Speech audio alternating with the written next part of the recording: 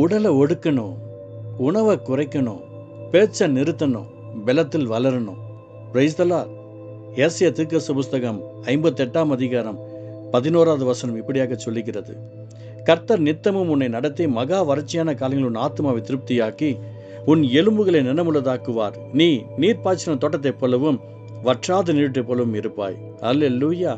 ஆண்டவராகிய இயேசு கிறிஸ்துவின் நாமத்தினால நமக்கு ஒரு ஆசீர்வாதம் உண்டாகும்.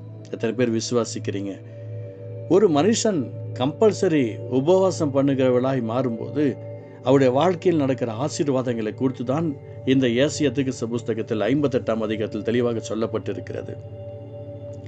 நிறைய பேர் உபவாசம் என்று பண்ணுகிறார்கள். ஒரு வேலை செய்யும் போது 8 hours வேலை செய்கிறார்கள். சூப்பர்வைசரோ ஓனரோ இன்னும் 2 hours எக்ஸ்ட்ரா பார்த்தாங்கன்னா அதையும் செஞ்சுருவாங்க. ஆனால் உபவாசம் என்று இருக்கும்போது காலையில் 10 மணி வரைக்கும் சமைச்சிட்டு 10 மணிக்கு மேலே குளிச்சுட்டு துணி துவைச்சி போட்டுட்டு ஒரு டீயை காஃபியை காலையிலேருந்து 2-3 டீ காஃபி ஜூஸ் ஏதாவது குடிச்சிட்டு 12 மணிக்கு முடிச்சுட்டு சாப்பிட்றாங்க பாருங்கள். அது உபவாசம் நினச்சிக்கிட்டு இருக்காங்க. உபவாசம் என்பது நாம் தேவனுடைய சமூகத்தில் காத்திருக்க வேண்டும். சிலர் வேலைகளுக்காக உபவாசம் பண்ணுவார்கள், வேலை ஸ்தலத்திற்காக உபவாசம் பண்ணுவார்கள், நடைப்பிரயாணமாக உபவாசம் பண்ணுவார்கள், பைக்கில் உபவாசத்தோடு போவார்கள், காரில் உபவாசத்தோடு செல்வார்கள், பஸ்ஸில் உபவாசத்தோடு ஏரியாவை சுற்றி சுற்றி வந்து அங்கே இருக்கிற ஆவிகளை கட்டி ஜெபிப்பார்கள்.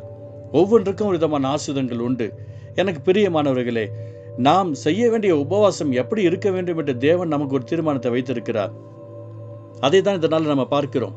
அப்படியேப்பட்ட அந்த உபவாசம் எப்படி இருக்க வேண்டும் என்று தான் இந்த ஏசாயா தீர்க்கதரிசி புஸ்தகத்தில் சொல்லப்பட்டிருக்கிறது.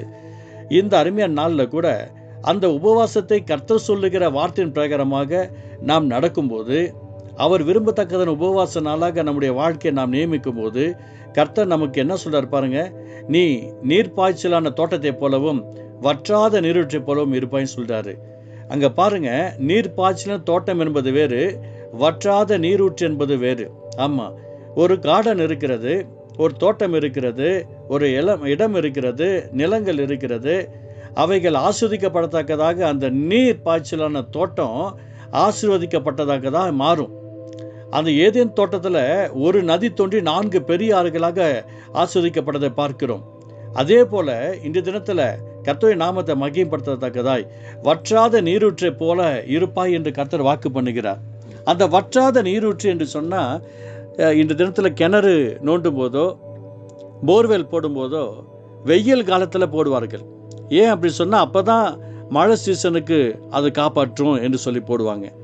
சிலர் மழைக்கு அந்த சீசனில் மழை சீசனில் போர்வெல் போட்டாங்கன்னா வெயில் காலத்தில் ரொம்ப கஷ்டமாக போயிடும். அதே மாதிரி வறண்ட காரியங்களில் ஆஸ்வதிக்கப்படுவதற்கு உபவாசம் ரொம்ப அவசியமாக இருக்கிறது. ஆண்டவராகிய இயேசப்பா ஒரு இடத்துல சொல்கிறார், ஆண்டவரே இதை ஏன் நீங்களால் தொடர்த்த முடியாமல் போயிடுச்சு அப்படின்னு சொல்லி சீஷர்கள் இடத்துல வந்து கேட்கும்போது சொல்கிறார், இவகை பிசாசு ஜபத்தினாலும் உபவாசத்தினாலும் என்று மற்ற விதத்தினால் போவாதுன்னு சொல்லுகிறார். ஜபமும் இருக்க வேண்டும், உபவாசம் இருக்க வேண்டும். சில வகையான பிசாசுகள் அப்போதான் போகும். அது ரொம்ப அவசியமான ஒரு காரியங்கள். அப்போ இந்த தினத்தில் கர்த்தருடைய ஆசீர்வாதங்கள் நம்முடைய வாழ்க்கையில் கடந்து வர வேண்டுமானால் உபவாசத்தை ரொம்ப ஆசுதமாக நம்ம மாற்ற வேண்டும். சங்கீதம் 27:4 சொல்லுகிறது, ஒன்றை நான் கேட்டேன் அதை என்ன நாடுவேன். எனக்கு பிரியமான சகோதரனே சகோதரியே, நீங்கள் உபவாசம் பண்ணும்போது ஒரு குறிப்பிட்ட பாயிண்ட்ஸ் எழுதி வச்சுக்கோங்க. அந்த பாயிண்ட்ஸுக்காக கண்ணீரோடு ஜெபியுங்க. அந்த பாயிண்ட்ஸை சொல்லி சொல்லி ஸ்தோத்திரம் பண்ணுங்க.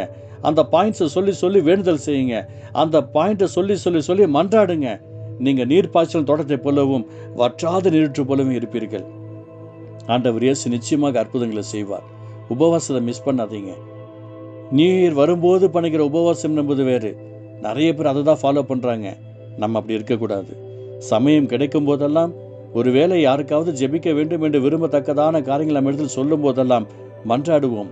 உபவாசத்தோடு மன்றாடுவோம், உபவாசத்தோடு ஜெபிப்போம். அப்பொழுதுதான் கர்த்தர் நம்மை நீர்ப்பாய்ச்சல் தோட்டத்தை போலும் வற்றாத நீட்டு போலும் இருப்பா என்ற வார்த்தையின் பிரகாரமாய் கர்த்தர் நம்முடைய ஜெபத்திற்கு ஒரு பலன் கொடுப்பார், பதில் கொடுப்பார், அற்புதங்களையும் அதிசயங்களையும் செய்வார். எத்தனை பேர் நம்புறீங்க?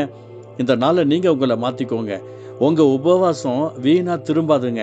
உங்கள் உபவாசம் வீணான காரியங்களை போயிடாதுங்க. அந்த உபவாசம் பெரிய அற்புதங்களாக மாற பண்ணும், அதிசயமாக மாற பண்ணும். கர்த்தர் பெரிய காரியங்களை செய்வார். உபவாசம் அவ்வளோ பவர்ஃபுல்லானது. ஏசப்பாவே உபவாசம் பண்ணாருங்க. நீங்கள் நானும் ஏமாத்துறோம். ஏசப்பாவே உபவாசம் பண்ணும்போது அப்போஸ்தலர்கள் உபவாசித்தார்கள்.